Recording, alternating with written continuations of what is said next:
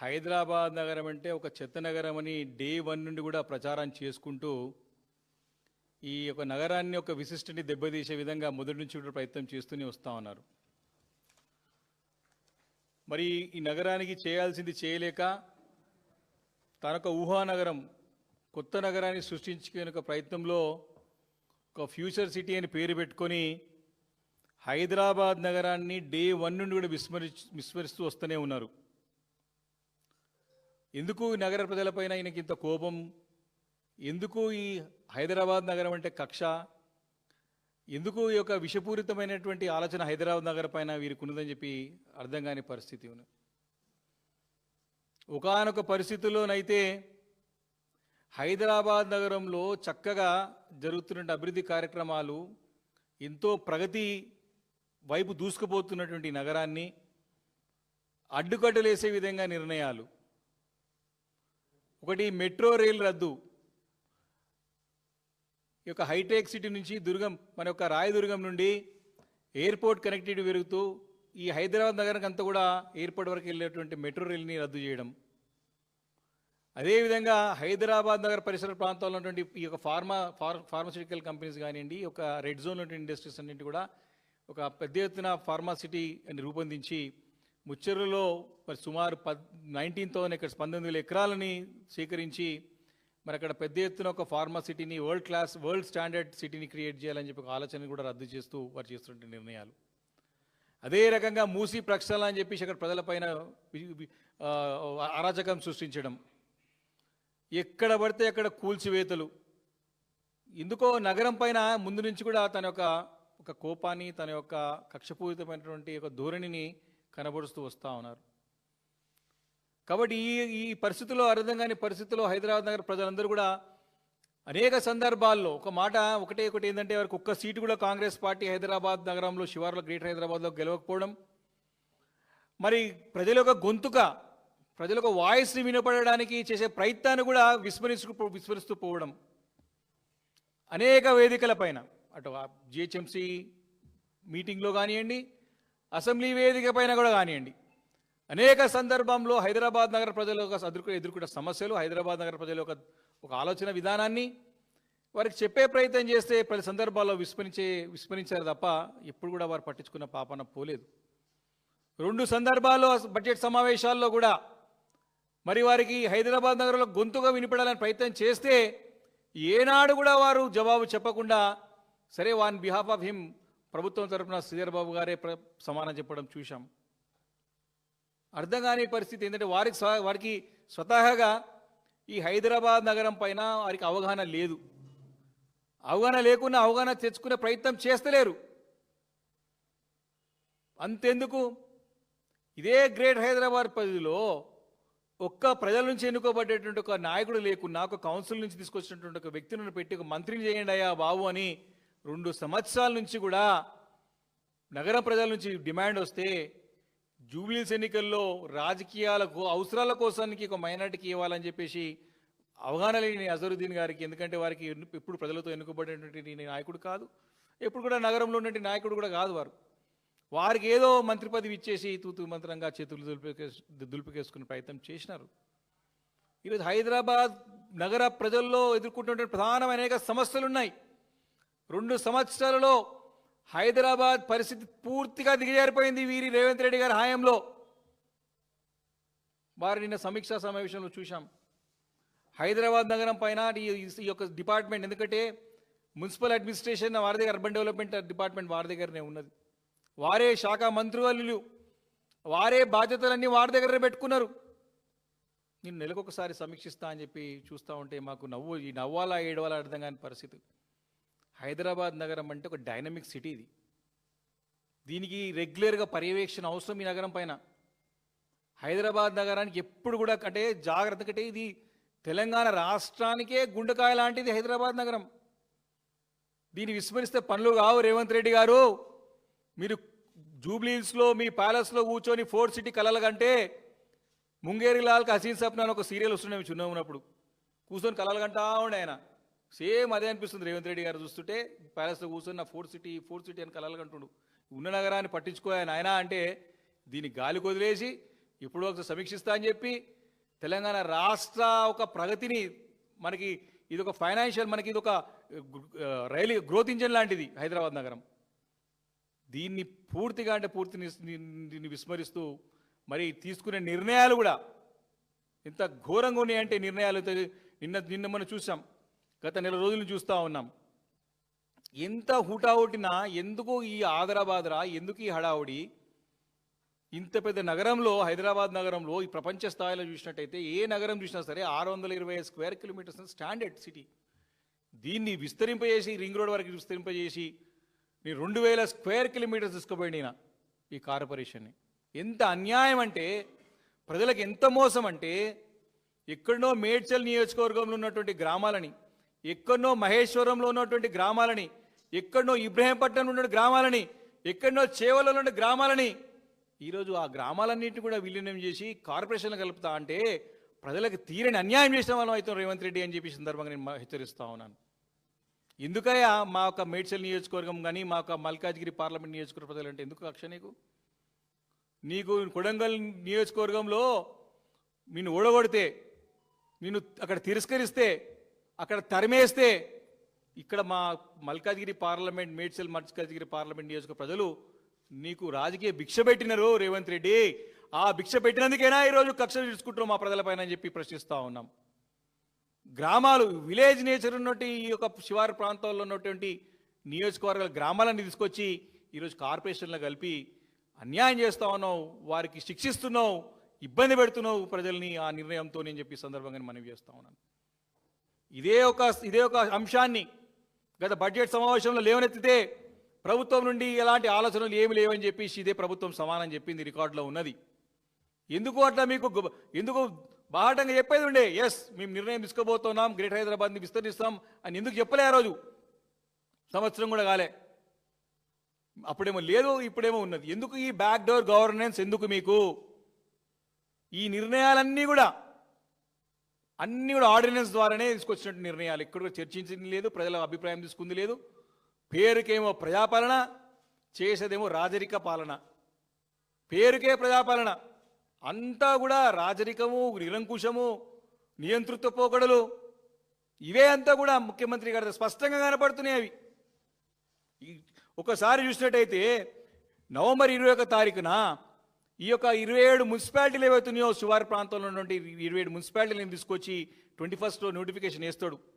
దీనిపైన అభిప్రాయాలు తీసుకోవాలి ప్రజల నుంచి స్టేక్ హోల్డర్ నుంచి చేసుకుంటే 4 రోజుల్లో తిరగకుండా నోటిఫికేషన్ బయటకు రానికే 2 రోజులు పడతాయి. 23 తారీఖు మా ఒక దృష్టికి రాగానే ఇదే ఒక మీడియా ద్వారా ప్రెస్ మీట్ పెడితే దానికి సమానం లేదు. 25 తారీఖున మళ్ళీ విలీనం చేస్తూ ఉత్తర్వులు జారీ. ఎవరు అడిగింది లేదు, మాట్లాడింది లేదు, చర్చింది లేదు, చెప్పింది లేదు, పోయింది లేదు, సచ్చింది లేదు, ఉన్నది లేదు. బస్ జూబ్లీస్ ప్యాలెస్లో కూర్చున్నాం, నిర్ణయం తీసుకున్నాం, అమలు చేయాలి. మళ్ళా December 9న ఈ యొక్క పెద్ద ఎత్తున యొక్క కలిపిన 27 మున్సిపాలిటీలను కలిపి ఇక్కడ ఉన్న గ్రామాలను కూడా మున్సిపాలిటీలో విలీనం చేసి కార్పొరేషన్ కలిపి మళ్ళా దీన్ని 300 డివిజన్లు చేస్తూ December 9వ తారీఖున నోటిఫికేషన్. అందరూ కూడా నగరం చెందినటువంటి అన్ని పార్టీలు ఇంక్లూడింగ్ కాంగ్రెస్ పార్టీ దీన్ని వ్యతిరేకించింది. అప్పటికప్పుడు భయపడి కౌన్సిల్ మీటింగ్ 16వ తారీఖున పెట్టి ఆ రోజు అభిప్రాయాలు తీసుకునే ప్రయత్నం చేసి అందరు తిట్టినోళ్ళు అందరు తిట్టిపోస్తారు. నేను అంతా కూడా చేసినంత తప్పు, అధికారులను నమ్ముకుని పనిచేస్తున్నావు, అధికారులకు నువ్వు ఏం చెప్తే చేస్తున్నారు, ప్రజల యొక్క గొంతుగా వేరే, ప్రజల బాధలు వేరే, ఎందుకు పట్టించుకోవు రేవంత్ రెడ్డి గారు అని చెప్పి ప్రశ్నించిన రోజు దానికి సమానం లేదు. మళ్ళీ దానికి 300 ఫైనల్ నోటిఫికేషన్ December 20 తారీఖున వచ్చేస్తుంది. నెల లోపటి ఇవన్నీ కూడా మళ్ళీ కొత్తది వచ్చింది, మళ్ళీ ముచ్చట. మళ్ళీ దీన్ని 3 కార్పొరేషన్లు చేస్తా అంటున్నాడు. అది తెలుస్తలేదు, పేపర్లో వస్తుంది తెలుస్తలేదు. అది కూడా అనుకున్న పేపర్లో వస్తున్నాయి. అవి కూడా ఏ మంత్రికి తెలియదు, ఏ ప్రభుత్వం అధికారికి తెలియదు, ఏ కాంగ్రెస్ పార్టీ నాయకుడు తెలియదు. మేయర్ అడిగినాం, ఏమమ్మా మరి నీకని తెలియదు అంటే నాకు కూడా తెలియదు అని చెప్పేసి అఫీషియల్ రికార్డులో చెప్పింది. నాకు కూడా తెలియదు 300 డివిజన్లు కార్పొరేటర్ చేస్తున్నట్టు ఇవన్నీ కలిపినట్టు నాకు కూడా తెలియదు అని చెప్పినది. సిగ్గుచేటు. పేరుకు ప్రజాపాలన, చేసేదంతా నియంతృత్వ పాలన, నియంతృత్వ నిర్ణయాలు రేవంత్ రెడ్డి గారివి స్పష్టంగా కనపడుతుంది. నియంతృత్వ ధోరణి, వారి యొక్క నిర్ణయాలు, వారు చేసుకున్నటువంటి పనుల ద్వారా స్పష్టంగా అర్థమవుతోంది. తప్పకుండా నగర ప్రజలకు ఆగ్రహానికి గురిగా తప్పదు రేవంత్ రెడ్డి గారు, కాంగ్రెస్ ప్రభుత్వం హెచ్చరిస్తూ ఉన్నాను. ఎంత అన్యాయం అంటే, మరి తీసుకొచ్చిన తర్వాత ఈరోజు 3 కమిషన్లు చేస్తామని చెప్పేసి కూడా ఎంత అంటే నిన్న సమీక్షలో వాళ్ళు ఏం చెప్పారు? నిన్న నగరము పూర్తిగా చెత్తబడిపోయింది, నగరంలో అసలు ఏం లేదు 2 సంవత్సరాల నుంచి కూడా అని చెప్పి సిగ్గుచేడు ముఖ్యమంత్రి గారు తన యొక్క ప్రసంగంలో చెప్పుకుంటూ, నేను నెలకు ఒకసారి సమీక్షిస్తాను చెప్పుకుంటూ చెప్పింది ఏం ఏం ఏం కాలే నగరం అంటే. అసలు గడిచిన 10 సంవత్సరాల్లో కేసీఆర్ గారి నాయకత్వంలో కేటీఆర్ గారు పురపాలక శాఖ మంత్రిగా ఉండే మా నాయకుడు ఎన్ని అవార్డులు అందుకుందండి? జాతీయంగా అంతర్జాతీయంగా సుమారు దగ్గర 55 అవార్డులు అందుకున్నది. 1 కాదు 2 కాదు, ఆ 55 అవార్డులు పెద్ద ఎత్తున జాతీయంగా అంతర్జాతీయంగా ఎన్నో అవార్డులు అందుకున్నటువంటి ఘనత మా నాయకత్వానికి, మా ఒక పార్టీకి ఉన్నది, మా నాయకుల ఆధ్వర్యంలో. ఈ 30 దాదాపు జాతీయంగా అంతర్జాతీయంగా 30 అవార్డులు అందుకున్నది హైదరాబాద్ నగరం. వరల్డ్ గ్రీన్ సిటీ అవార్డు అందుకుంది. ప్రపంచ స్థాయిలో కేసీఆర్ గారి నాయకత్వంలో హైదరాబాద్ నగరం వరల్డ్ గ్రీన్ సిటీ అవార్డు అందుకుంది 2022లో. అదేవిధంగా Swachh Survekshan awards Hyderabad GHMC number of awards అందుకున్నది. మోస్ట్ నేషనల్ క్లీన్నెస్ సర్వే అవార్డులో కూడా best city in solid waste management అందుకున్నది అవార్డు. అదేవిధంగా Deen Dayal Antyodaya Yojana national urban livelihoods mission award కింద స్వచ్ఛ ఎక్సలెన్స్ అవార్డు అందుకుంది. జాతీయ స్థాయిలో only metro city over 1 million 10 లక్షల జనాభా కంటే ఎక్కువ ఉన్నటువంటి నగరాల్లో the only city to get the award is Hyderabad city under KCR under rule under KTR under municipal administration minister ఉన్నప్పుడు వారి రెజ్యూమ్లో అందుకున్న అవార్డు స్వచ్ఛ ఎక్సలెన్స్ అవార్డు అందుకున్నది. అలా గార్బేజ్ ఫ్రీ సిటీ రేటింగ్స్లో కూడా మరి 2020, 21, 22, 23ల మంచి అవార్డులు అందుకున్నది. ఇలా ఎన్నో అవార్డులు జాతీయంగా అంతర్జాతీయంగా లిస్ట్ ఉన్నది. కావాలంటే అసెంబ్లీలో చర్చ పెట్టండి. ఖచ్చితంగా ఈ అన్ని అవార్డ్స్ ఎన్ని వచ్చింది, ఎంత క్లీన్ సిటీగా మా హైదరాబాద్ నగరం ఉన్నది, మా హయాంలో చెప్పడానికి రెడీ ఉన్నాం. నువ్వేమో అసలు సోయి తప్పి హైదరాబాద్ నగరంలో చెత్త నిర్వహణలో చేయలేకపోతున్నాము, హైదరాబాద్ నగరంలో రోజుకి చెత్త పేరుకుపోతున్నది. సిగ్గుండాలా మాట్లాడుతానికి. ఒక ఎన్నికల ప్రచారంలో చెత్త నగరం అని చెప్తాడు. చెత్త ముఖ్యమంత్రి కాకపోతే చెత్త నగరం కనపడుతుంది కదా. నువ్వు మంచి ముఖ్యమంత్రి, నీ మంచి ఆలోచనలు ఉంటే, మంచి చేయాలని ఆలోచన ఉంటే హైదరాబాద్ నగరం నెక్స్ట్ లెవెల్ తీసుకుపోవచ్చు. మీరు చక్కగా హైదరాబాద్ నగరాన్ని రూపుదిస్తే ఈరోజు హైదరాబాద్ అడ్డమైన తీసుకొచ్చి నీ అనుకూలమైనకేమో నోటీసులు ఇస్తావు, లేని వాళ్ళకి కూలగొడతావు. ఏదో చిన్నదేదో ఏదో కోట్ల కేసు నుండి ప్రొటెక్ట్ కాకపోతే తీసుకొచ్చి ఫెన్సింగ్ చేసి దీన్ని కాపాడమని చెప్పి వాళ్ళు ప్రచారం చేసుకున్నబట్టే. అరే ఇది ఎక్కడ పరిచయం? ఇంతకుముందు ఎవడు ఆఫీసర్ లేనట్టు, ఇంతకుముందు సిటీ ప్లానర్ లేనట్టు, టౌన్ ప్లానింగ్ సెక్షన్ లేనట్టు, ఈయననే హైదరాబాద్ వచ్చి పనిచేస్తున్నట్టు, ఈ యొక్క స్వతంత్రం వచ్చిన 75 సంవత్సరాలలో ఎవడు పని చేయలేనట్టు, ఏదో మా దగ్గర వచ్చి 2 ఎకరాలకి 3 ఎకరాలకి ఫెన్సింగ్ చేసి 1000 కోట్ల రూపాయలు, ఏది 307 సరే నెంబర్లో మా ఒక ఇష్యూ నడుస్తుంది అక్కడ గాజు రామారంలో, దానికి ఫెన్సింగ్ చేసి 5 ఎకరాల గుడిసెలు కొని తీసి ఫెన్సింగ్ చేసి 30,000 కోట్లు 8,000 కోట్లు అని చెప్పేసి ప్రకటించారు. అరే సిగ్గుచేటు దిగజారుడు తన మీ మారే ప్రశ్నించడం ఏదే ఏం మాట్లాడతారు మీరు అని చెప్పేసి. అంటే పెద్ద భూములు ఏమో పెడతారు, ఇక్కడ ఎవరైతే పేదల దగ్గర ఉందో ఏదో కబ్జాలు ఉందో కోర్టు కేసును తీసుకొచ్చి ఫెన్సింగ్ చేసి మేము జాగ్రత్తగా కాపాడినామని చెప్పేసి ప్రొటెక్షన్ చేస్తూ ఉన్నారు. ఇది ఈరోజు రాష్ట్రంలోని పరిపాలన.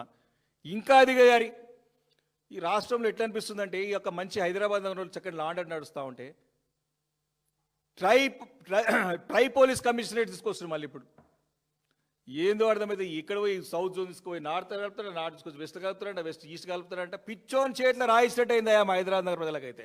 ఊర్లలో ఏం చేస్తున్నామో దేవుడి గారు కానీ హైదరాబాద్ నగరం అంతా కూడా అస్తవ్యస్తం, అయోమయం, ఆగం అంతా ఘోరంగా చేసి పడేస్తున్న హైదరాబాద్ నగర పరిస్థితి అంతా కూడా ఈ సందర్భంగా మనం చేస్తాను. కాబట్టి మేము ఒకటే, ఈ బ్యాక్ డోర్ గవర్నెన్స్ ఎందుకు నీకు? ఎందుకు ఈ దొంగదారిన దొడ్డిదారిన చేస్తావు? అసెంబ్లీలో ఎందుకు చర్చ పెట్టవు? ఎందుకు అభిప్రాయాలు తీసుకోవు? అన్ని పార్టీలు ఎందుకు పిలువవు? అరే మీ పార్టీ ఎమ్మెల్యేనే, మీ పార్టీ ఎంపీలను అడుగు, మీ పార్టీ కార్పొరేటర్లను అడుగా, మమ్మల్ని అడుగుకున్నా చెప్తారు నీకు.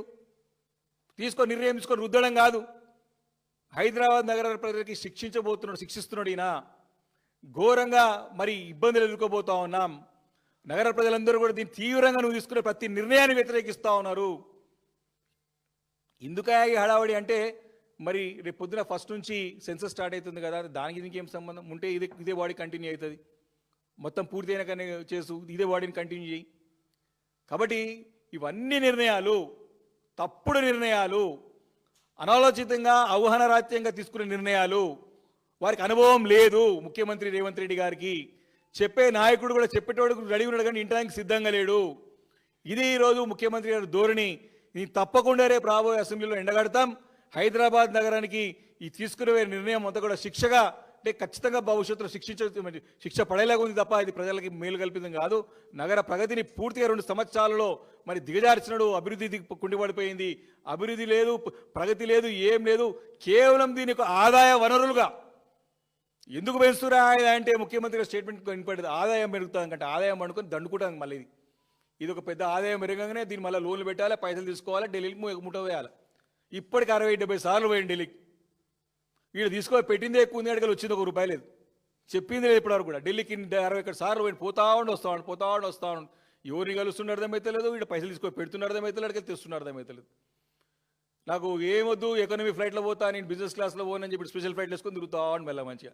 ఒక్క మాట వెళ్ళడం లేదు. అన్నీ కూడా నువ్వు అధికారంలోకి వచ్చిందే అబద్ధాల బునాదుల పైన, దొడ్డిదారిన నువ్వు అన్నీ కూడా దొంగ హామీలు ఇచ్చి వచ్చినావు. వచ్చినాకైనా మంచిగా ఉండాలి కదా. నాకు ట్రాఫిక్ పోలీసులు ఆపనే పోతే హైదరాబాద్ దగ్గర పోతా అని చెప్పినావు. జూబ్లీస్ ఉంటే మొత్తం సిటీని చూసుకుంటే బంజారాల్స్కి వెళ్ళి ఖైరతాబాద్ వరకు ట్రాఫిక్ జామ్ మీద దిక్కెళ్ళి ఎందుకు చెప్పాలి, ఎందుకు అభాస్కాలు కావాలి? కాబట్టి ఇది ముఖ్యమంత్రి గారి తీరు. చెప్పేది ఒకటి ఉంటుంది, చేసేది ఒకటి ఉంటుంది. హైదరాబాద్ విషయానికి వచ్చేసరికి మాత్రం చాలా అంటే చాలా తీవ్ర ఘోరమైనటువంటి పరిస్థితులు భవిష్యత్తులో రాబోతున్నాయి వీరి యొక్క తప్పుడు నిర్ణయాల వల్ల. దీన్ని తప్పకుండా బాధ్యత గల ప్రతిపక్ష పార్టీగా అసెంబ్లీలో నిలదీస్తాం. ఈ నిర్ణయాలను కూడా వెనక్కి తీసుకునే వారు కూడా బీఆర్ఎస్ పార్టీ పోరాటం చేస్తుందని చెప్పేసి కూడా ఈ సందర్భంగా ప్రభుత్వాన్ని హెచ్చరిస్తూ ఉన్నాం.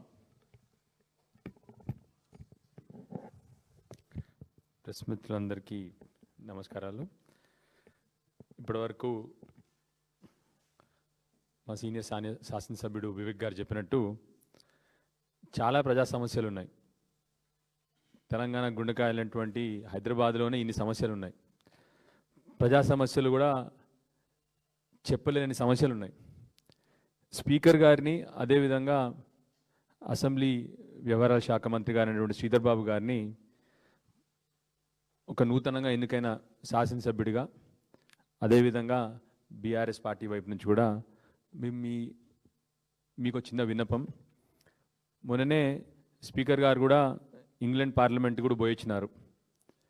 ఇంగ్లాండ్ పార్లమెంటు దగ్గర సంవత్సరంలో 165 రోజులు పార్లమెంట్ ఉంటుంది. 165 నుంచి 170 రోజులు పార్లమెంట్ నడుస్తుంది దగ్గర. మన తెలంగాణ అసెంబ్లీ సెషన్ ఏమో ఇప్పటి వరకు 16 రోజులు నడిచింది. ప్రజా సమస్యలేమో చెప్పలేని సమస్యలు ఉన్నాయి. ఆ సమస్యల్ని మరి మన ప్రజల్ని ఎన్నుకొని, నాకు తెలిసి ఒక శాసనసభ్యుడు పని ఏంటంటే అసెంబ్లీలో ప్రజల కష్టాలను తీర్చి, ప్రజల కోసం మంచి పాలసీలు తీసుకొచ్చి, ప్రజల జీవితాలు మంచిగా ఉండాలి అని చెప్పి పాలసీలు చేసే వేదిక అసెంబ్లీ. అలాంటి అసెంబ్లీలో మనం సంవత్సరంలో 15-16 రోజులు కూర్చుంటే మరి ఏ రోజు మనం ప్రజా సమస్యల గురించి డిస్కస్ చేస్తాం? ఇప్పుడే వివేక్ గారు ఇన్ని సమస్యలు చెప్పినారు, మరి ఎప్పుడు డిస్కస్ చేద్దాం? దానికి తోడు అసెంబ్లీలో ఏం జరుగుతూ ఉంది? పని దినాలు తగ్గిపోయినాయి. ఆ ఉన్న టైంలో బూతులు, వ్యక్తిగత విమర్శలు, సబ్జెక్ట్ ఉండకపోవడము, ఇది జరుగుతూ ఉంది. మీతో నా రిక్వెస్ట్, 0 అవర్ అయితే 0 ఆన్సరు, 0 జవాబులా తయారైంది. ఇప్పటి వరకు 2 సంవత్సరాల్లో 0 అవర్లో లేవనెత్తిన ప్రశ్నలకి ఇప్పటి వరకు ఏ ఒక్క శాసనసభ్యుని కూడా జవాబు రాలేదు. సో మీతో నా రిక్వెస్ట్ ఏంటంటే, అసెంబ్లీలో ఈసారన్నా ఎక్కువ రోజులు అసెంబ్లీ సెషన్ పెట్టాలని స్పీకర్ గారిని, అదే విధంగా శ్రీధర్ బాబు గారిని కూడా రిక్వెస్ట్ చేస్తా ఉన్నాను. ముఖ్యంగా నాకు తెలిసి స్పీకర్ గారికి చాలా రోజులు అసెంబ్లీ నడపాలన్న తపన ఉంది వారికి, కానీ ప్రభుత్వం సహకరించట్లేదు, గవర్నమెంట్ సహకరించట్లేదు. దయచేసి ప్రభుత్వాన్ని రిక్వెస్ట్ చేస్తూ ఉన్నాను, ఎక్కువ రోజులు అసెంబ్లీ పెట్టి, ఉదాహరణకి ఒక డాక్టర్గా చెప్తా ఉన్నాను, హాస్పిటల్ పరిస్థితి వల్ల దారుణంగా ఉంది. బస్తీ దవాఖానలు మూలబడ్డాయి. హాస్పిటల్స్, అన్ని హాస్పిటల్స్లో కూడా ఇవాళ మందుల కొరతలు ఉన్నాయి. దాని మీద దయచేసి షార్ట్ డిస్కషన్ పెడితే ఎంత బాగుంటుంది. అదేవిధంగా కేసీఆర్ గారు ఆ రోజు 1000 గురుకులాలు పెట్టినారు. ఇవాళ గురుకులాల పరిస్థితి ఏంది? ఫుడ్ పాయిజనింగ్, ఆత్మహత్యలు, విద్యార్థుల చావులు రోజు పొద్దున్న లేస్తే ఈ సమాచారం వస్తుంది. దయచేసి అపోజిషన్ అంటే శత్రువులు కాదు, విధానపరంగా మనం వేరు అంతే తప్ప మేము మీ శత్రువులం కాదు. అసెంబ్లీని ఎక్కువ రోజులు పెట్టి ప్రజా సమస్యల పట్ల అరుపులు కేకలు లేకుండా ఎవిడెన్స్తోని అంటే సాక్ష్యాలు పెట్టుకొని మాట్లాడమని చెప్పండి. ఏం మామూలు క్రిటిసైజ్ చేస్తారా? Actually opposition has to have its say and government can have its way. కానీ మీరేం చేస్తున్నారు? అసలు అపోజిషన్కి అపోజిషన్ చెప్పుకోవడానికి మీరు అవకాశం ఇవ్వట్లేదు. ఒక్క సబ్జెక్ట్ మీద మా ఎమ్మెల్యేలు ఎవరో నిల్చొని మాట్లాడుతూ ఉంటే, ఉదాహరణకి కేటీఆర్ గారు కానీ హరీష్ గారు కానీ మాట్లాడుతూ ఉంటే 8 నుండి 10 మంది మంత్రులు ఇంటరప్ట్ చేస్తూ ఉన్నారు. ఏమైనా అన్పార్లమెంటరీగా ఉంటే మీరు ఎట్లాగో రికార్డ్స్లో నుంచి తొలగిస్తారు. దయచేసి రిక్వెస్ట్ చేసేది ఏంటంటే ఏదైనా సబ్జెక్ట్ మీద అపోజిషన్ ఎమ్మెల్యేలు మాట్లాడుతూ ఉంటే వారికి అవకాశం ఇవ్వండి, పూర్తిగా వారి విషయాన్ని మెసేజ్ కన్వే చేయనివ్వండి. కన్వే చేసిన తర్వాత అందరూ మంత్రులు జవాబులు చెప్పొచ్చు. అపోజిషన్ ఎమ్మెల్యే మాట్లాడుతుంటే 10 మంది ఇంటరప్ట్ చేస్తే ఇదేం అసెంబ్లీ పద్ధతి? ఇప్పటికి కూడా మీరు మన పార్లమెంట్లో చూడండి, ఎవరైనా పార్లమెంటేరియన్కి తనకిచ్చిన టైం 12 నిమిషాలు కానీ 15 నిమిషాలు కానీ టైం ఇస్తే వాళ్ళని ఎవరు కూడా ఇంటరప్ట్ చేయరు. మరి మనం ఎందుకు అసెంబ్లీలో ఆ పద్ధతి పాటించట్లేదు? ఎందుకు ఒక్కరు మాట్లాడుతూ ఉంటే ఒక ఇష్యూ మీద ఒక అపోజిషన్ ఎమ్మెల్యే మాట్లాడుతూ ఉంటే 10 మంది మంత్రులు ఇవ్వాల్సిన అవసరం ఏంటి? మీకు కాన్ఫిడెన్స్ లేదా?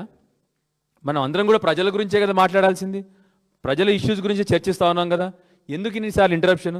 సో దయచేసి స్పీకర్ గారిని అదేవిధంగా శ్రీధర్ బాబు గారిని కూడా రిక్వెస్ట్ చేస్తున్నాను. శ్రీధర్ బాబు గారు, మీరు కూడా సీనియర్ మోస్ట్ శాసనసభ్యులు, ప్రజాస్వామ్యబద్ధంగా అసెంబ్లీని నడిపించండి, లెవెల్ ప్లేయింగ్ ఫీల్డ్ ఉండనివ్వండి. అపోజిషన్ పని మిమ్మల్ని ప్రశ్నలు అడగడము, మీరు జవాబులు చెప్పండి. ఇంటరప్షన్ చేసి బుల్డోస్ చేసి అవకాశం ఇవ్వకుండా ఇచ్చిన మీరు అవకాశంలో 40 నిమిషాల్లో మీరు 10 మంది లేచి 40 నిమిషాలు అయిపోయింది అనడం. సో దయచేసి మీతో రిక్వెస్ట్ చేస్తా ఉన్నాను, అసెంబ్లీ పని దినాలు పెంచండి. ఈసారి చాలా సమస్యలు ఉన్నాయి, ఇప్పుడే చెప్పినాను. విద్యార్థుల గురించి సమస్యలు ఉన్నాయి, ఆరోగ్యం గురించి సమస్యలు ఉన్నాయి, ఉద్యోగస్తుల గురించి సమస్యలు ఉన్నాయి, వ్యవసాయం గురించి సమస్యలు ఉన్నాయి, హైదరాబాద్ సిటీ గురించి సమస్యలు ఉన్నాయి. చెప్పుకుంటూ పోతే అసలు సమస్యలు లెక్కలేని సమస్యలు ఉన్నాయి. మమ్మల్ని చాలామంది ప్రజలు మా దగ్గరకు వచ్చి సార్ మా సమస్యలు లేవనెత్తమని చెప్తా ఉన్నారు. అపోజిషన్గా అది మా బాధ్యత. సో దయచేసి రిక్వెస్ట్ చేస్తూ ఉన్నాము, అసెంబ్లీని ఎక్కువ దినాలు పెట్టండి, ప్రజాస్వామ్యబద్ధంగా పెట్టండి, అసెంబ్లీని సజావుగా సాగనివ్వండి, వ్యక్తిగత విమర్శలకు తావు లేకుండా చూడండి. మేము వ్యక్తిగత విమర్శలు చేసినా మమ్మల్ని ఆపండి, మేమే అనట్లేదు. ఎవరు కూడా వ్యక్తిగత విమర్శలు చేయకూడదు. దయచేసి అందరినీ కూడా ప్రజా సమస్యల పైన మన అందరం కూడా డిస్కస్ చేద్దాం. దానికి తగ్గట్టుగా స్పీకర్ గారిని శ్రీధర్ బాబు గారిని అసెంబ్లీని 15 రోజులు నడిపించాలని చెప్పి రిక్వెస్ట్ చేస్తున్నాను. ఎక్కువ షార్ట్ డిస్కషన్స్ పెట్టండి, అన్ని ఇష్యూస్ మీద మనం అందరం కూడా కలిసిమెలిసి డిస్కస్ చేద్దాము. అదేవిధంగా 0 అవర్ ప్రశ్నలకి జవాబులు పెట్టి చెప్పండి. మళ్ళొకసారి రిక్వెస్ట్ చేస్తా ఉన్నాను, ఇవన్నీ కూడా అసెంబ్లీ సెషన్ ఈసారి సక్రమంగా జరిగేటట్టు స్పీకర్ గారు చూడాల్సిందిగా కోరుతా ఉన్నాను. Thank you.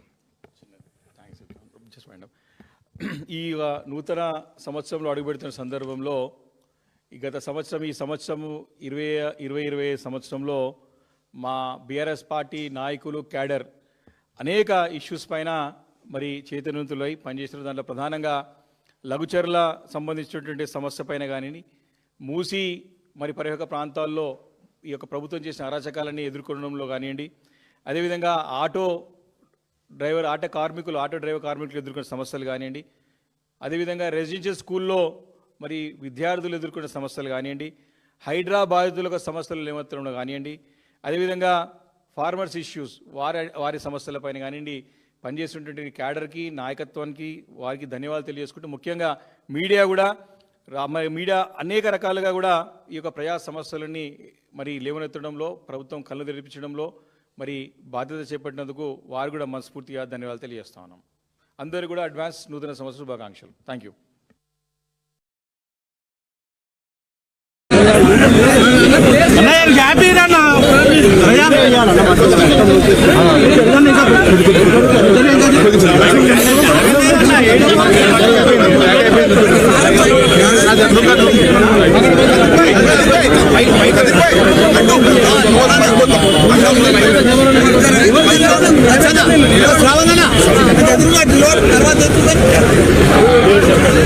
తర్వాత जोहर बीजेआर, जोहर बीजेआर, हमारा है हमारे, हमारा है हमारे, जय तेलंगाना, जय तेलंगाना।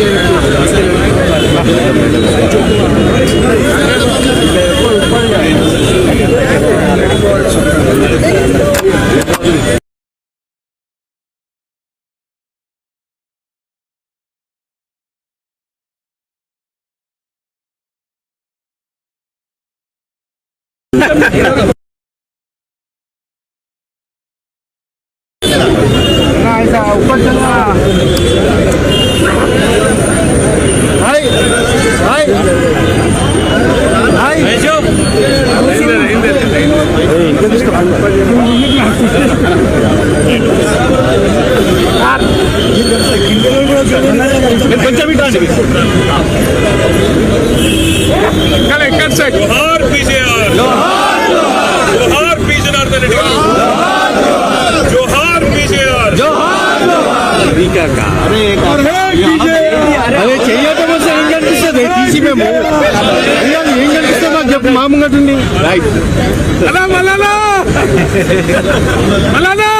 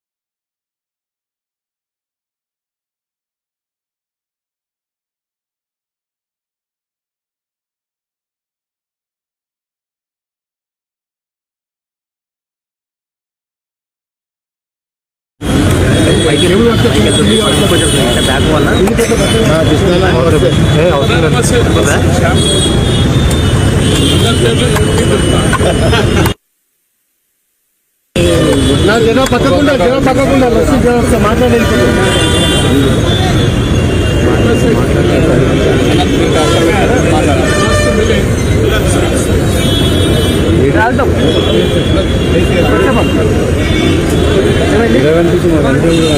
బాగా అంటున్నా కదా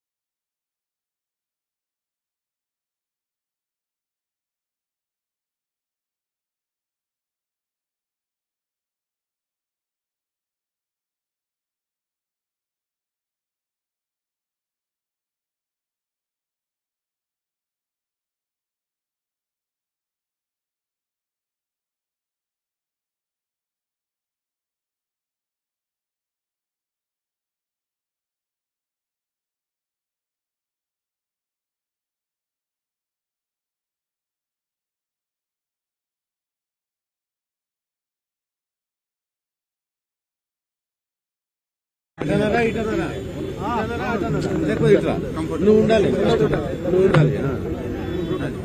హైదరాబాద్ మహానగరంలో అతిపెద్ద మాస్ లీడర్ గా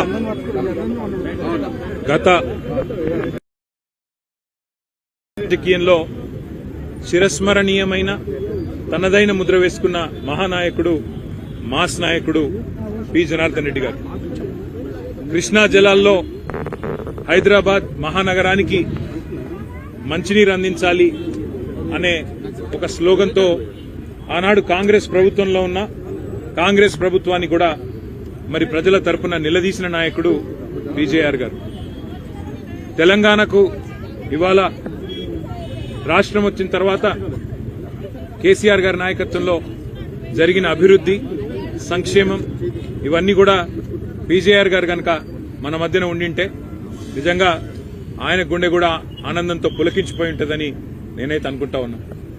ఇవాళ ఆయన వారసత్వాన్ని ఆయన ఆశయాలను మా తమ్ముడు మాజీ శాసనసభ్యుడు ఆయన సుపుత్రుడు విష్ణువర్ధన్ రెడ్డి గారు ఒకవైపు పెద్దమ్మ దేవాలయాన్ని నిష్టగా పీజేఆర్ ఆలోచనకు అనుగుణంగా మరి సాంప్రదాయ పద్ధతుల్లో భక్తుల మనోభావాలకు అనుగుణంగా ముందుకు తీసుకుపోవడంతో పాటుగా హైదరాబాద్ మహానగర అభివృద్ధిలో హైదరాబాద్ నగర ప్రజల సంక్షేమంలో తనదైన పాత్ర పోషిస్తూ మరి వాళ్ళ కేసీఆర్ గారి నాయకత్వంలో విష్ణువర్ధన్ రెడ్డి గారు పీజేఆర్ గారి ఆశయాలను ముందుకు తీసుకొని పోతా ఉన్నారు.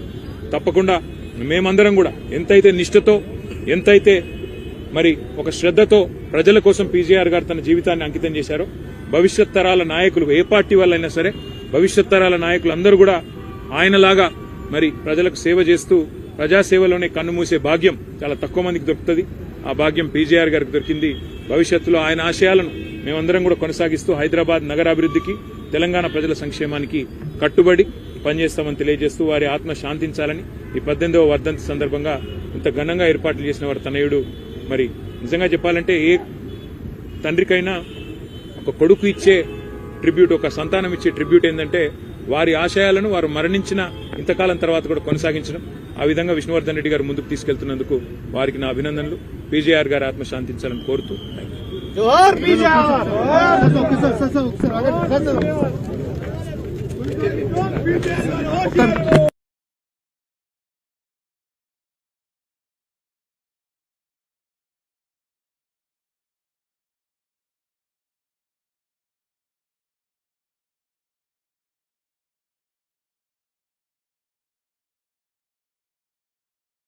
నా బాత్రూమ్ నేను కడుక్కున్నారా నాయన.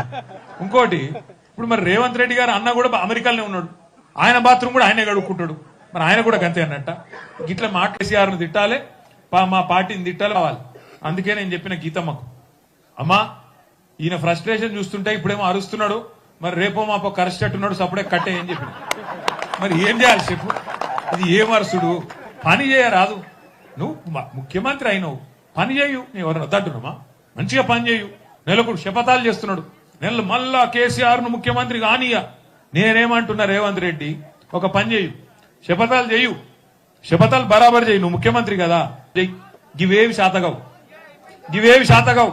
వెనకటికెవడో ముఖం బాగాలకి అద్దం బల్ల కొట్టిండ, వెనకటికెవడో ముఖం బాగాలకి అద్దం బల్ల కొట్టిండ. ఒకట్లున్నది పెట్టిన పొయ్యి అన్నట్టు. మంచి రాష్ట్రం, చక్కటి రాష్ట్రం, పల్లెలు బాగున్న రాష్ట్రం, పట్టణాలు బాగున్న రాష్ట్రం, పట్టణాలు బాగు ఇన్ని తెచ్చుకున్నాం మనం. వెనకకెళ్ళి యాద్ చేస్తారు mini tank bund, mini tank bund. మరి గిన్ని చేస్తే ఎందుకు ఓడగొట్టిరు? గిన్ని చేస్తే ఎందుకు ఓడగొట్టిరు? నాకు తెలిసి ఎందుకు ఓడగొట్టిరు. ఎందుకు ఓడగొట్టిరు అంటే ఏ కాదు, అవన్నీ కాదు, అవన్నీ కాదు. కానీ అసలు ముచ్చట చెప్తాను. మీరు ఏమనుకుర్రంటే కాంగ్రెస్ లో మాయ మాటలు కరెక్టే, ఒప్పుకుంటా. అయినా గెలవాలి కదా, ఇన్ని పనులు చేసినాక గెలవద్దా? అయినాక అందరు గవిటికి పోతారా? ఏమైందంటే గెలవద్దా? అయినాక అందరు గవిటికి పోతారా? ఏమైందంటే వాస్తవానికి పాలమూరులో మొత్తం 14 సీట్లు ఉన్నాయి. 2 మనం గెలిచినాం. అలంపూర్ గద్వాల 12 పోయినాయి. పోయేందుకు కారణం ఒకటే, మన కార్యకర్తలు నాయకుల మధ్యలో ఐక్యత లేకపోవడమే కారణం. గతకంటే ఇంకో కారణం ఏం లేదు. వాస్తవం చెప్తున్నా. ఇప్పుడు మర్రి ఉన్నాడు, ఇప్పుడు నరసింహారెడ్డి గారిని పిలిచి సన్మానం చేసిండు ఆ గద్వాల 12 పోయినాయి. పోయేందుకు కారణం ఒకటే, మన కార్యకర్తలు నాయకుల మధ్యలో ఐక్యత లేకపోవడమే కారణం. గతగట్టు ఇంకో కారణం ఏం లేదు, వాస్తవం చెప్తున్నా. ఇప్పుడు మర్రి ఉన్నాడు, ఇప్పుడు నరసింహారెడ్డి గారిని పిలిచి సన్మానం చేసిండు. ఆ ఊర్లో ఇంకో 4 కోపం వచ్చింది. నర్సన్ ఒక్కడే పని చేసిండా, నేను చేయలేదా, నాకెందుకు సన్మానం చేయలేదు మరి జనార్దన్ రెడ్డి అని కోపం వస్తుంది.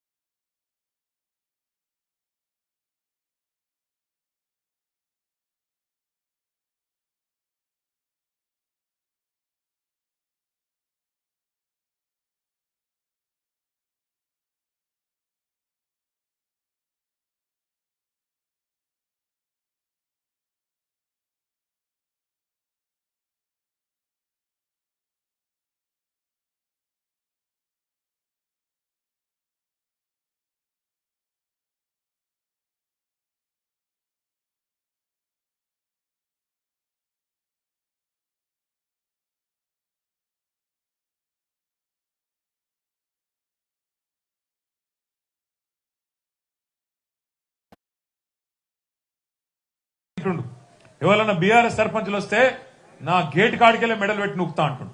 నేను ఒక్కటే మాట చెప్తున్నా మీకు, మీరెవ్వలకు మోతాదు కాదు, మీరెవ్వల మీద ఆధారపడలేరు. సర్పంచులు ఒక్క విషయం మీరు కరెక్ట్ గా అర్థం చేసుకోండి, భారతదేశంలో మీకు రక్షణగా ఉండేది ఈ ఎమ్మెల్యేలు, వీళ్ళ నీలుగుడు, వీటన్నిటికీ చెక్కు పెట్టేది ఒకటే ఒకటి, డాక్టర్ బాబాసాహెబ్ అంబేద్కర్ రాసిన రాజ్యాంగమే మీకు రక్షణ. మీరెవ్వనికి మోతాదు కాదు, మీరెవ్వనికి మోతాదు కాదు. ఎందుకంటే రాజ్యాంగం ప్రకారం మనకు 5 రకాల ప్రభుత్వాలు ఉన్నాయి భారతదేశం. పైన ఢిల్లీలో కేంద్ర ప్రభుత్వం ఉన్నది, ప్రధానమంత్రి, ఎంపీలు, అది కేంద్ర ప్రభుత్వం. రాష్ట్రంలో రాష్ట్ర ప్రభుత్వం ఉంటది, ఎమ్మెల్యేలు, ఎమ్మెల్సీలు, ముఖ్యమంత్రి, మంత్రులు అక్కడ ఉంటది. కొద్దిగా కిందికి వస్తే జిల్లాలో జిల్లా పరిషత్ ఉంటది, జెడ్పీటీసీలు, జిల్లా పరిషత్తు అక్కడ ఉంటది. ఇంకొద్దిగా కిందికి వస్తే మండల పరిషత్తులు, మున్సిపాలిటీలు ఉంటాయి, అక్కడ వాళ్ళు ఉంటారు. ఇంకా కొద్దిగా కిందికి వస్తే మనకు గ్రామ పంచాయతీలు. రాష్ట్రానికి ముఖ్యమంత్రి ఎట్లనో గ్రామానికి సర్పంచ్ గారు కూడా గట్లే. కాబట్టి మీరు ఎవ్వరికి మోతాదు కాదు. మీకు రాజ్యాంగం ప్రకారం ఫైనాన్స్ కమిషన్ ద్వారా డైరెక్ట్ గా మీ ఖాతాలనే పైసలు వేయాలి. మీ ఎమ్మెల్యే ఆపేది లేదు, ఎవడు ఆపేది ఏం లేదు. సీదా ఫైనాన్స్ కమిషన్ ద్వారా స్థానిక ప్రభుత్వాలకు వచ్చే పైసల్లో ₹1 ఢిల్లీలో విడుదలైతే సీదా గ్రామ పంచాయతీలకు 85 పైసలు మీ అకౌంట్లకు రావాలి. 10 పైసలు మండల పరిషత్ అకౌంట్లకు పోతాయి, 5 పైసలు మరి జిల్లా పరిషత్ అకౌంట్లకు పోతాయి. ఇక్కడ విషయం ఏంటి అంటే జిల్లా పరిషత్తు, మండల పరిషత్తు, గ్రామ పంచాయతీ ఇవన్నీ కూడా స్థానిక ప్రభుత్వాలు, గ్రామాలను బాగు చేసే ప్రభుత్వాలు. ఒకరితోనొకరు కలిసి నడవాలన్న ఉద్దేశంతో ఈ 5 అంచెల ప్రభుత్వాన్ని పెట్టినారు. అందులో చాలా చోట్ల నేను ఒకటి చూస్తూ ఉంటా, నేను పంచాయతీరాజ్ మంత్రిగా కూడా కొంతకాలం పనిచేసాను. ఒకటి చూస్తూ ఉంటాను నేను, ఇప్పుడు ఇది అయిపోగానే రేపు ఎంపీటీసీ ఎలక్షన్లు వస్తాయి. ఎంపీటీసీ ఎలక్షన్లో మన సోదరుడు ఎవడెవడు గెలుస్తాడు. గెలవగానే ఎంపీటీసీ గారు ఏమంటారు, అరే సర్పంచ్ ఒక ఊర్లో గెలిచిండు, నేనేమో 3 ఊర్ల మధ్యలో గెలిచిన, నేను పెద్దోడిని, నాకు గ్రామ పంచాయతీలో కుర్చీ అయ్యారా, నాకు ఇది ఎక్కడ లెక్క అంటాడు. ఇది ఒక విషయం మీరు అర్థం చేసుకోవాలి. అసలు సర్పంచ్ పని ఏంది గ్రామ పంచాయతీలో, అట్లాగే ఎంపీటీసీ గారి పని ఏందో మీరు అర్థం చేసుకోవాలి. ఇప్పుడే నేను మీకు చెప్పిన ₹1 ఫైనాన్స్ కమిషన్ డబ్బులు వస్తే 85 పైసలు గ్రామ పంచాయతీకి, 10 పైసలు మండల పరిషత్కు, 5 పైసలు జిల్లా పరిషత్కు పోతాయి. మరి ఆ పైసలు కూడా ఖర్చు ఎక్కడ పెడతాం, మళ్ళీ గ్రామాలలోనే పెట్టాలి. అందుకే మనకు అదొకటి అడ్వర్టైజ్మెంట్ వస్తుంది చూడు, ఏమని, భగవంతునికి భక్తునికి అనుసంధానం ఏమిటిది, వా అంబికా వానికి నేను ఎంత మార్కెటింగ్ చేస్తున్నా అంటే ఆయన నాకేమైనా కొన్ని పైసలు కూడా ఇవ్వాలి, గంత మార్కెటింగ్ చేస్తున్నాను. గట్లాగే అనుసంధానం ఏదైతే ఉన్నదో గ్రామానికి, మండలానికి అనుసంధానం ఎవరు అంటే ఎంపీటీసీ గారు. ఎంపీటీసీ గారి పని గ్రామ పంచాయతీల కృషి కోసం కొట్లాడు కాదు, మండలంలో వచ్చే 10 పైసలలో కొన్ని పట్టుకురావాలి మా ఊరికి, పట్టుకొచ్చి గ్రామ పంచాయతీ ఎక్కడ ఖర్చు పెడుతుంది, నేను దానికి ఎట్లా తోడేయాలి అనే ప్రయత్నం చేయాలి. అట్లాగే సేమ్ జిల్లా పరిషత్తులో, జిల్లా పరిషత్ కూడా ఒక 5 పైసలు వస్తాయి కదా ఢిల్లీకి వెళ్ళి ఫైనాన్స్ కమిషన్ ద్వారా, ఆ పైసలను మండలానికి తెచ్చే బాధ్యత, మండల పరిషత్ అధ్యక్షునితో కొట్లాడకుండా మండలానికి తెచ్చే బాధ్యత అనుసంధానకర్త ఎవరు? జెడ్పీటీసీ గారు. గట్ల ఎవల పాత్ర వాళ్ళు అర్థం చేసుకుంటే ఈ కుర్చీలో లొల్లి ఉండదు. ఇక లేకపోతే సర్పంచ్ గారికి అయితే 5 ఏళ్ళు ఇదే లొల్లి ఉంటుంది. ఒకటి మాత్రం పక్కా అమ్మ, సర్పంచ్లందరినీ నేను చెప్తా ఉన్నా, ఈ 3 ఏళ్ళు ఎందుకంటే కాంగ్రెస్ ప్రభుత్వం ఉన్నంతకాలం ఏమి జరగదు. ఎక్కడ కాంగ్రెస్ ఉంటుందో అక్కడ ప్రోగ్రెస్ ఉండదు. మీరు చాలా హామీలు ఇచ్చి ఉంటారు, నాకు తెలుసు. ఓ ఇది చేస్తాం అది చేస్తాం అని ఇచ్చింటారు, కానీ కాంగ్రెస్ వాళ్ళు ఏమి చేయరు. వాళ్ళు తినేదానికే సరిపోతలేదు. మీకేమిస్తారు? వాళ్ళు ఏమి ఇయ్యరు. మీరు ఒకటే గుర్తుపెట్టుకోండి, 2 ఏళ్ళ వీళ్ళ కథ. ఆ తర్వాత నెక్స్ట్ 2.5 years మళ్ళా మనమే వస్తాం. అప్పుడు మీరు ఇచ్చిన ప్రతి హామీ నెరవేర్చే బాధ్యత మాది. ఎందుకంటే కేసీఆర్ గారికి తెలుసు, మహాత్మా గాంధీ చెప్పినట్టు పల్లెలే పట్టుగొమ్మలు అనే మాట అయితే చెప్పిండో దాన్ని బలంగా నమ్మిన నాయకుడు కేసీఆర్ గారు. అందుకే మళ్ళీ తిరిగి కేసీఆర్ ప్రభుత్వం వస్తేనే పల్లెలు మళ్ళీ పచ్చబడతాయి, పల్లెల్లో మళ్ళీ లక్ష్మీ కళ వస్తుంది. ఈ దరిద్రులు ఉన్నంతకాలం ఏం జరగదు. ఎందుకంటే వాళ్ళు ఇయ్యరు, వాళ్ళకు దోసుకునేందుకు సరిపోతలేదు. ఇప్పుడే ఆర్ఎస్ ప్రవీణ్ గారు ఒక విషయం చెప్పిండు మీకు. ఒక్కసారి ఆ విషయం కూడా నేను మీకు చెప్పాలా. హైదరాబాద్ చుట్టూ ఇలా భూములు బంగారం అయినాయి. ఒక్కొక్క ఎకరం ఇలా 150 కోట్లు 100 కోట్లు ఆ స్థాయిలో ఇలా భూముల ధరలు పెరిగిపోయినాయి. అందుకే ఆ భూముల మీద కన్నుపడ్డది రేవంత్ రెడ్డి. కన్నుపడి, ఎందుకంటే ఆయన ఇదివరకు రియల్ ఎస్టేట్ దందా చేస్తాడు కాబట్టి కన్నుపడి ఎట్లనన్నా ప్రభుత్వ భూములు కొల్లగొట్టాలా, మనోళ్ళకి ఇచ్చుకోవాలని చెప్పి ఆయన ఆలోచన చేసి 9,300 ఎకరాలు, నేను చెప్పినట్టు 100 కోట్లు వేసుకుంటే ఎకరం 9 లక్షల కోట్లు, పోనీ 50 కోట్లు వేసుకున్న ఎకరానికి దగ్గర 5 లక్షల కోట్ల విలువైన భూములు ఏం చేసిండు ఎరికిన వాటిని. గతంలో మన ఉన్న ప్రభుత్వాలు 1956 నుంచి ఇప్పటిదాకా 2023 దాకా ప్రభుత్వాలు పరిశ్రమలకు భూములు ఇస్తాయి. ఎందుకు ఇస్తాయి పరిశ్రమలకు? ఇగో ఈ శ్రీనివాస్ గౌడ్ గారు మహబూబ్ నగర్ లో ఒక పరిశ్రమ ఆయన పట్టుకరమ్మంటే నేను పట్టుకొచ్చిన అమరరాజా అనే పరిశ్రమ 400 ఎకరాలు ఇచ్చిన. ఇస్తాయి భూములు ఇస్తాం. అది కూడా ఎంతకి ఇస్తాం? బయట మార్కెట్ల నిజానికి ధర ₹1,00,00,000 ఉంటే ఎకరం వాళ్లకు 20 లక్షలకు 25 లక్షలకే ఇస్తాం. ఎందుకు ఇస్తాము? మన పిల్లగాళ్ళకు ఉద్యోగాలు వస్తాయి, రాష్ట్రానికి ఏమైనా ఆదాయం వస్తుంది, రాష్ట్రంలో మంచి జరుగుతుందన్న ఉద్దేశంతో పరిశ్రమలకు అడ్డికి పావు షేరుకే మనం తక్కువ ధరకు అగ్గువకు భూములు ఇస్తాం. అట్లా ఇచ్చిన భూములంట ఇప్పుడు రేవంత్ రెడ్డి గారు ఏం చేస్తున్నారు ఎరికేనా? వాళ్ళు ఏదంటే అది కట్టుకోవచ్చు అట్టిగా. ఆ పరిశ్రమ యజమానులు ఎవరైతే ఉంటారో అగ్గువకు సగ్గువకు గత ప్రభుత్వాలు ఇచ్చిన భూములు కేవలం రూపాయికి 30 పైసలు కడితే వాళ్ళు అక్కడ అపార్ట్మెంట్లు కట్టుకోవచ్చట, మాల్స్ కట్టుకోవచ్చట, ఏదన్నా కట్టుకోవచ్చట. అసలు ఇచ్చిందెందుకు భూములు? మన పొలగాళ్ళకు ఉద్యోగాలు ఇవ్వాలి. ఇలా ఉద్యోగాలు ఇచ్చింది ఎక్కడో పోయింది. భూములు మీరు అమ్ముకోండి, మాకు కొంత వాటా ఇవ్వండి అని చెప్పి 5 లక్షల కోట్లు కొల్లగొట్టే ప్రయత్నం ఇలా రేవంత్ రెడ్డి చేస్తా ఉన్నాడు. ఈ HILTP అనే ఒక కథ తెచ్చి 5 లక్షల కోట్ల కుంభకోణానికి తెరదీసిండు. ఇవన్నీ మీకు మళ్ళా ఎప్పుడైనా వివరంగా చెప్తాం. కానీ ఎందుకు చెప్తున్నా ఇదంటే ఆయన ధ్యాసంతా గది. ఆయన ఎందుకు తిడతాడు కేసీఆర్ గారిని, నన్ను? ఆయన బాధ ఏంటంటే ఆయన లగచర్లలో గిరిజనుల భూములు గుంజుకుంటుంటే అడ్డుపడ్డది మన పార్టీ, గులాబీ జెండా. 6 గ్యారంటీలు ఏమైనాయి, 100 రోజులు అని రోజు నిలదీస్తున్నది మన పార్టీ. 5 లక్షల కోట్లు కొల్లగొడదామంటే అడ్డుకున్నది మన పార్టీ. అందుకే ఆయన కోపం. బీజేపీ ఓడేమో మంచిగా చీకటి దొంగ ఇద్దరు ఒకటైనట్టు ఇద్దరు కలిసిపోయారు మంచిగా బీజేపీ కాంగ్రెస్. వాళ్ళు ఏం మాట్లాడరు. రేవంత్ రెడ్డి ఎంత దోపిడీ చేసినా, ఎన్ని కుంభకోణాలు చేసినా బీజేపీ వాళ్ళు మాత్రం మాట్లాడకుండా ఇద్దరు అలైబలై చేసుకుని కలిసిమెలిసి ఉన్నారు. కాబట్టి బీజేపీ వాళ్ళని తిట్టాడు, కేవలం మనను మాత్రమే తిడతాడు. అందుకే నేను మిమ్మల్ని కోరేది, ఈ సర్పంచ్ ఎన్నికల్లో నిజానికి ఒకటి మాత్రం వాస్తవం, పెద్ద పెద్ద నాయకులు పట్టించుకున్న కాడ మంచి ఫలితాలు వచ్చినాయి. నాయకులు పట్టించుకున్నా పట్టించుకోకపోయినా రాష్ట్ర వ్యాప్తంగా 12,800 గ్రామాలలో గట్టిగా కేసీఆర్ గారి స్ఫూర్తితో కొట్లాడిన మన నాయకత్వం మొత్తానికి చప్పట్లతో ఒకసారి అభినందనలు చెప్తాం. మొత్తం రాష్ట్ర వ్యాప్తంగా నాయకులు పట్టించుకున్నా పట్టించుకోకపోయినా మీరే కథానాయకులైనారు, మీరే గట్టిగా కొట్లాడినారు. మా పార్టీ ఉన్నది ఎక్కడ పోయింది, రేవంత్ రెడ్డి బొంద పెడతా అంటే ఎట్లా పెడతావు బిడ్డ, బొంద పెడతావు మమ్మల్ని, మేమున్నాం, తెలంగాణ తెచ్చిన పార్టీ ఇది గులాబీ జెండా అని చెప్పి మరి కాలరెగరేసి కొట్లాడింది మీరు.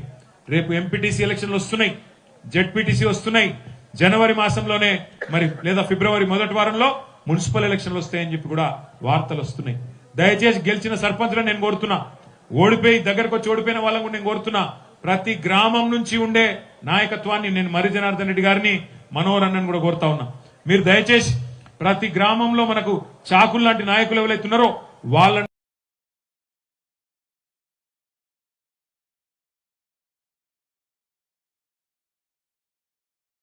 తీసుకొచ్చి మున్సిపాలిటీకి ఇన్ఛార్జీలుగా పెట్టండి, వార్డుల వారీగా ఇన్ఛార్జీలు పెట్టండి. ఎవరైతే కూడా అదే పోరాట స్ఫూర్తి వాళ్ళు చూపెట్టిన తోవ, గ్రామాలలో మీరు చూపెట్టిన తోవ మున్సిపాలిటీలో కూడా మనకు ఉత్సాహాన్ని ఇస్తుంది. కొల్లాపూర్ గాని, మహబూబ్ నగర్ గాని, దేవరకద్ర గాని, జడ్చర్ల గాని, కల్వకుర్తి గాని, కొడంగల్ గాని అన్ని నియోజకవర్గాల్లో ఇదే రకంగా మనం ప్లాన్ చేసుకుంటే బ్రహ్మాండమైన ఫలితాలు వచ్చే అవకాశం మనకు ఉంటుంది.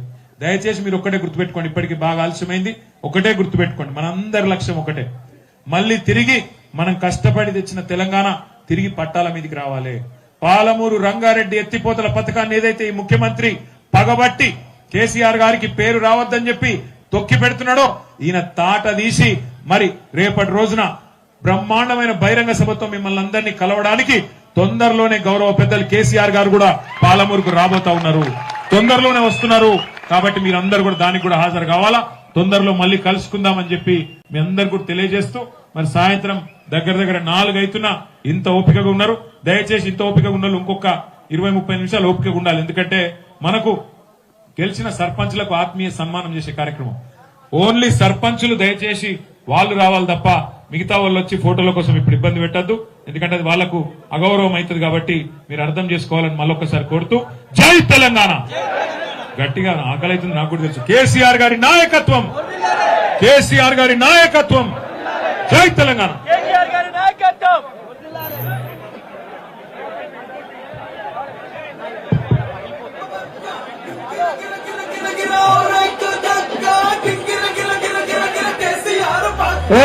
అదే పాట ఎవరే పాట అసలు కథ ఇప్పుడే ఉన్నారు నాయన.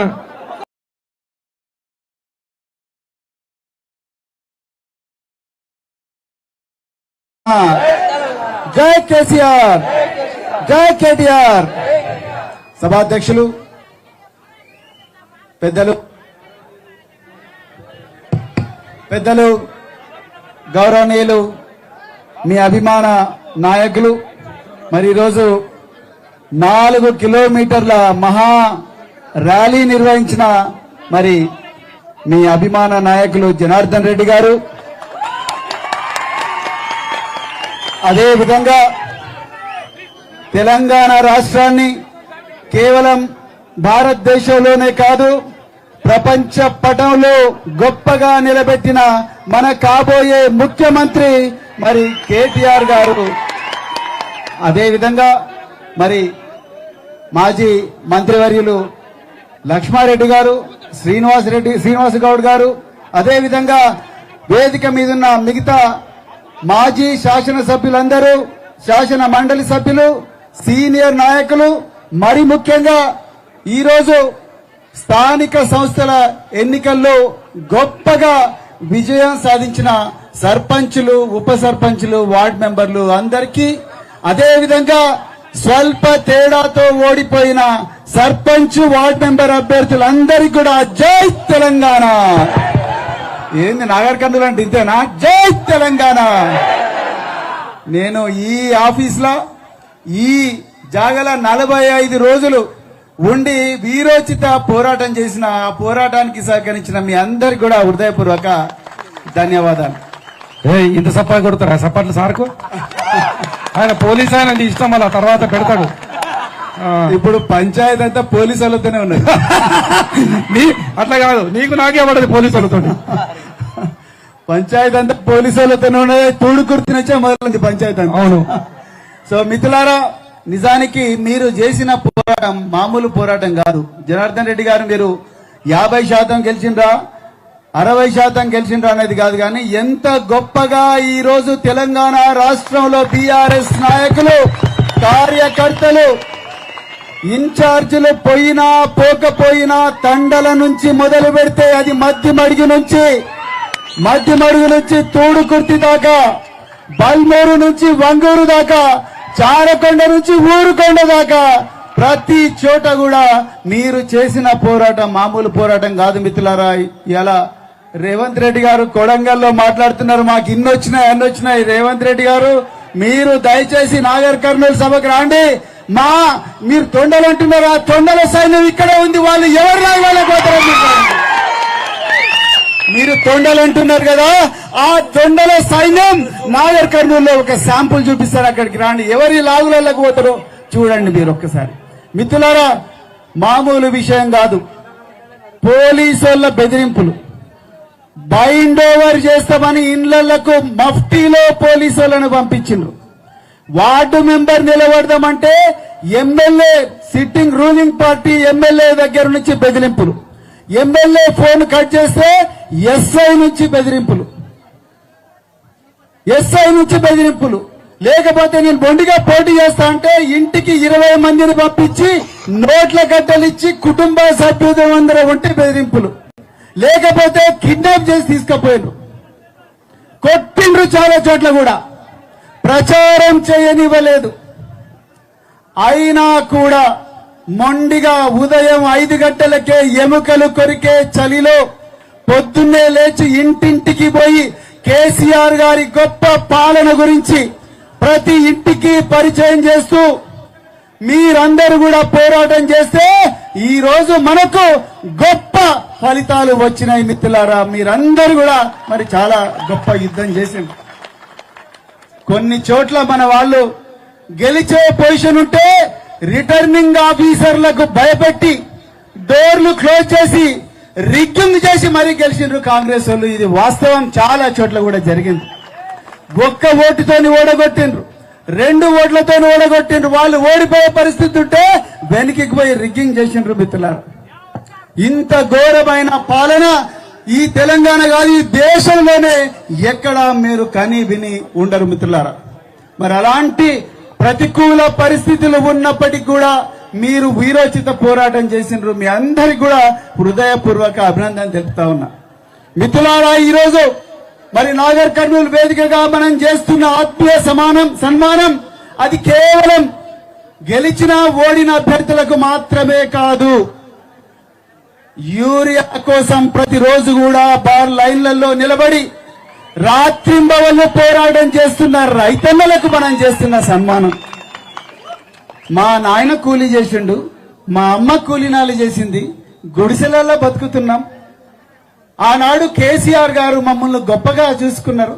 వాళ్ళ మనవరాళ్ల కన్నా కూడా మేము గొప్పగా చదవాలని చెప్పి కాలేజీలకు యూనివర్సిటీలకు మమ్మల్ని పంపిస్తే రేవంత్ రెడ్డి ప్రభుత్వం 8,000 కోట్ల రూపాయల బకాయిలు పెట్టి మమ్మల్ని మళ్లీ బర్లు కాసి గొర్రెలు కాసే బ్యాచ్లుగా తయారు చేస్తున్నారని పోరాటం చేస్తున్న విద్యార్థులకు మనం చేస్తున్న సన్మానం. మిత్రులారా, ఇది వాస్తవం.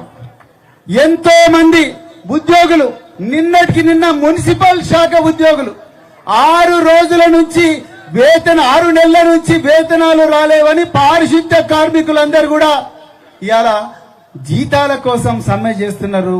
ఆ సమ్మె చేస్తూ రేవంత్ రెడ్డికి వ్యతిరేకంగా పోరాడుతున్న మున్సిపల్ ఉద్యోగులకు మనం చేస్తున్న సన్మానం. మిత్రులారా, ఈరోజు 120 మంది విద్యార్థులు చచ్చిపోయారు.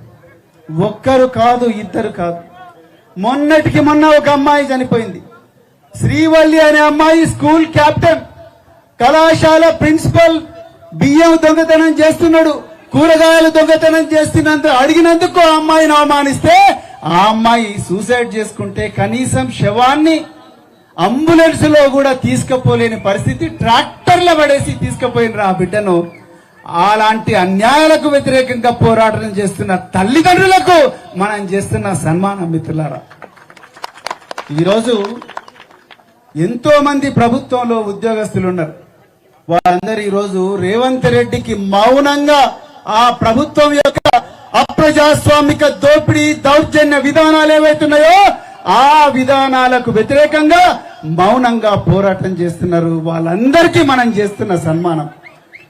రెవెన్యూ శాఖ మంత్రి పొంగులేటి శ్రీనివాసరెడ్డి భాజపాతో 70 మంది గుండాలను బౌన్సర్లను తీసుకొని పోయి ఇదే సైబరాబాద్ పోలీస్ కమిషనరేట్ లో 3 ఎకరాల భూమిని దౌర్జన్యంగా కాంపౌండ్ వాళ్ళు కూలగొడితే ఆ పొంగులేటి శ్రీనివాసరెడ్డి కొడుకు మీద ఎఫ్ఐఆర్ చేసిన పోలీస్ ఆఫీసర్ హబీబుల్లాకు మనం చేస్తున్న సన్మానం. ఈరోజు అలాంటి గొప్ప పోరాటం చేస్తున్న పోలీస్ అధికారులకు, ప్రభుత్వ ఉద్యోగులకు మనం చేస్తున్న సన్మానం.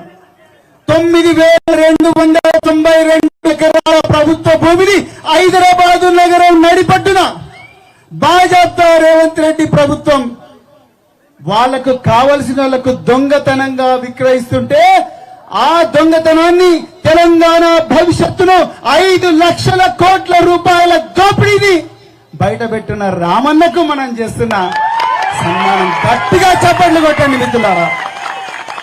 1 కాదు 2 కాదు 5 లక్షల కోట్లు. 5 లక్షల కోట్లు అంటే ఎన్ని యూనివర్సిటీలు పెట్టొచ్చు మన బిడ్డలకు. కేసీఆర్ గారు 3 లక్షల కోట్లతోనే 1000 గురుకుల పాఠశాలలు, 29 మెడికల్ కళాశాలలు పెట్టిండు. 5 లక్షల కోట్లతోనే ఎన్ని మెడికల్ కళాశాలలు పెట్టవచ్చు, ఎన్ని ఇంజనీరింగ్ కళాశాలలు పెట్టవచ్చు, ఎంతమంది కూలి నాలి చేసే కుటుంబాలలో పుట్టిన బిడ్డలను విమానం ఎక్కించి ప్రపంచంలో అన్ని ఖండాలకు పంపించి ఒక్కసారి ఆలోచించండి. ఆ 5 లక్షల కోట్లు తమ జేబులో వేసుకుంటున్నారు. పట్టపగలే దొంగతనం జరుగుతుందని రామన్నకు మరి బయట పెట్టిన రామన్నకు ఈ రోజు మనం చేస్తున్న సన్మానం. అవునా కాదా? మరి ఈ విధంగా బీఆర్ఎస్ అంటేనే పరిపాలన, బీఆర్ఎస్ అంటేనే పరిపాలన దక్షత, బీఆర్ఎస్ అంటేనే పారదర్శకత, బీఆర్ఎస్ అంటేనే ప్రకృతిని ప్రేమించే తత్వం, బీఆర్ఎస్ అంటేనే కేసీఆర్ గారి కలలను, ఆలోచన విధానాన్ని నిజం చేసే నిజమైన సైనికులు బీఆర్ఎస్ సైనికులు. అందుకొరకే చివరిగా ఒక్కటే, నేను గెలిచిన సర్పంచులు, ఓడిన సర్పంచులు, గెలిచిన వార్డు మెంబర్లు, ఓడిన మరి వార్డు మెంబర్లు, మీ అందరికీ ఒక్కటే చెప్తున్నా మిత్రులారా, చేతులు జోడించి మనము రేపు గ్రామాలకు పోయినప్పుడు కాంగ్రెస్ వాళ్లకు లేకపోతే బీజేపీ వాళ్ళకన్నా గొప్పగా మనం పరిపాలన చేయాల్సిన అవసరం ఉందని చెప్తూ మరొకసారి ఇంత గొప్ప అవకాశం ఇచ్చిన మరి జనార్దన్ రెడ్డి గారికి హృదయపూర్వక ధన్యవాదాలు చెప్తూ మరొకసారి జై తెలంగాణ, జై నాగర్ కర్నూల్. అచ్చంపేటలకు వచ్చి దండకు సపట్లు కొట్టండి. అచ్చంపేట నుంచి ఇప్పుడు పూడుకుర్తి గ్రామం నుంచి అన్న చిన్న ఒక విషయం చెప్పాలి. మొత్తం అక్కడ 4063 ఓట్లు పోలైనాయి. అక్కడ ఎమ్మెల్యే, ఎమ్మెల్సీ సొంతమూరు. ఒక వీరోచితంగా పోరాడిండు మా నరసింహారెడ్డి గారు. మామూలుగా పోరాడలే. తండ్రి కొడుకుని రోడ్డు మీద కూర్చోబెట్టిండు, చెట్టు కింద కూర్చోబెట్టిండు. వాళ్ళ కుటుంబాన్ని అంతా రోడ్డు మీద కూర్చోబెట్టిండు. నరసన టైగర్ ఆయనకు 2000 ఓట్లు కాంగ్రెస్కి వస్తే 1870 ఓట్లు మనకు వచ్చిన ఆయన. చప్పట్లు కొట్టాను నరసింహారెడ్డి నాకు. ఇలా అన్ని గ్రామాల కన్నా ఎన్ని ఇబ్బందులున్నా ఆర్ఎస్ ప్రవీణ్ కుమార్ సార్ అయితే రోజు తుడుకుర్తలు కూర్చుంటే గొడవలు అవుతుండే. ఆయనకు అండగా నిద్రం కూర్చొని చేసినాం. చాలా అద్భుతంగా పోరాడి మా నరసింహారెడ్డి అన్న. అదేవిధంగా ఇప్పుడు సమయం అర్థం చేసుకున్నారు మా మాజీ మంత్రులు ఇద్దరు. మా సీనన్న ఒక 2 నిమిషాలు మాట్లాడతారు కాబట్టి మర్యాదగా, సభా మర్యాదగా మా సీనన్న మాట్లాడేది కోరుతున్నా.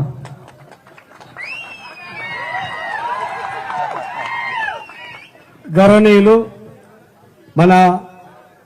మన పార్టీ భవిష్యత్ నాయకుడు, తెలంగాణ ప్రజల భవిష్యత్ నాయకుడు, కార్యనిర్వాహక అధ్యక్షుడు పెద్దలు కేటీ రామారావు గారికి, మీ అభిమాన నాయకుడు, నిరంతరం కంటికి రెప్పల నార్కర్లను కాపాడుతున్నటువంటి, జిల్లాను కాపాడుతున్నటువంటి జనార్దన్ రెడ్డి గారికి, మాజీ మంత్రివర్యులు పెద్దలు లక్ష్మారెడ్డి గారికి, గౌరవనీయులు ఆర్ఎస్ ప్రవీణ్ కుమార్ గారికి, జయపాల్ యాదవ్ గారికి, నరేందర్ రెడ్డి గారికి, ఆల వెంకటేశ్వర రెడ్డి గారికి, హర్షవర్ధన్ రెడ్డి గారికి,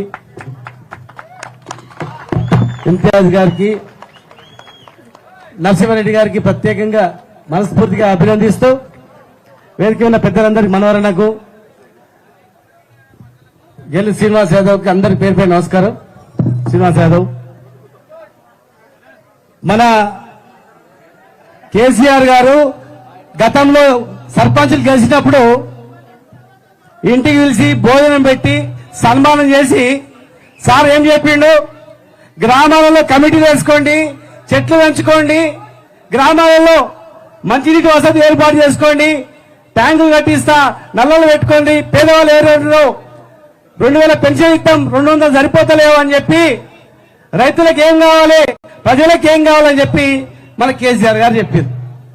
ఆయన చెప్పినట్టు చేసి మనం ఈ భారతదేశంలో 20 గ్రామాలకు అవార్డులు ఇస్తే దేశం మొత్తంలో 1000 గ్రామాలకు ఇస్తే లెక్క పెడితే 20 గ్రామాలు లెక్క పెడితే 20కి 20 తెలంగాణలో వచ్చినాయి.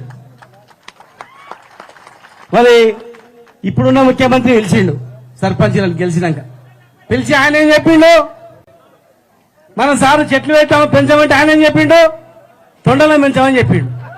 ఏమి తొండలను పెంచండి, పేగులు దించేసి మెడకేసుకోండి, కళ్ళు వీకి గోల్కాయలు ఆడుకోండి, ఇవి నేర్పిండు. మన సార్ నేర్పింది ఏంది, లక్షణం చూడు, ఈయన నేర్పింది ఏంది చూడు.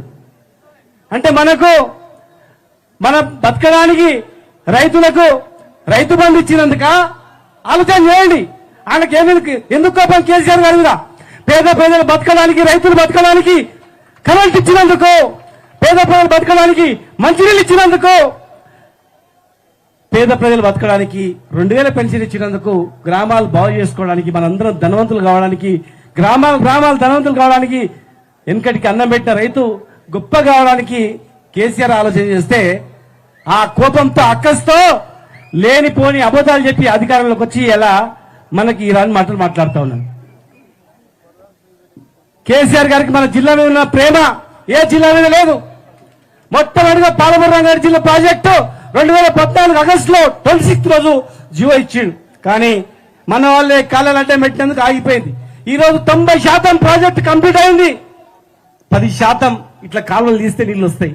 మోటార్లు పెట్టిపోయిండు, ఆన్ చేస్తే మొత్తం నిండుతాయి. కానీ అవి చేయట్లేదు. 10% కంప్లీట్ అయితే ప్రాజెక్టులు కంప్లీట్ అయితే పాలమూరు పచ్చబడుతుంది, మనతో అవసరం పడదు, మీరు ధనవంతులు అవుతారని చెప్పి ఖర్చుతో ఆ ప్రాజెక్టులు కంప్లీట్ చేయకుండా ఆగం చేసి ఉన్న నీళ్లు మొత్తం ఆంధ్రకు మళ్ళించాడు. ఉన్న నీళ్లు మొత్తం కూడా 45 టీఎంసీలు ఆంధ్రకి ఇచ్చేస్తే మనం ప్రాజెక్టులు కట్టుకున్నా కూడా లాభం లేదు. మళ్ళా వలస పోవాల్సి వస్తుంది, బొంబాయి పూల పోవాల్సి వస్తుంది, మళ్ళీ బతుకుతారు ఆగమవుతుంది, రైతుల వల్ల దివాళి చేయాల్సి వస్తుంది. ఇప్పటికే 50 లక్షల ఎకరం ఉన్నటువంటి మన భూము 10 లక్షలకు కూడా ఎవడు కొంటలేడు.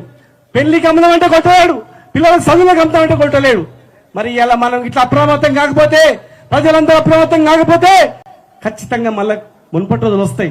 అందుకే కేసీఆర్ గారు బయటకు వచ్చిండు, త్వరలోనే మహబూబ్నగర్ జిల్లాకు వస్తున్నాడు.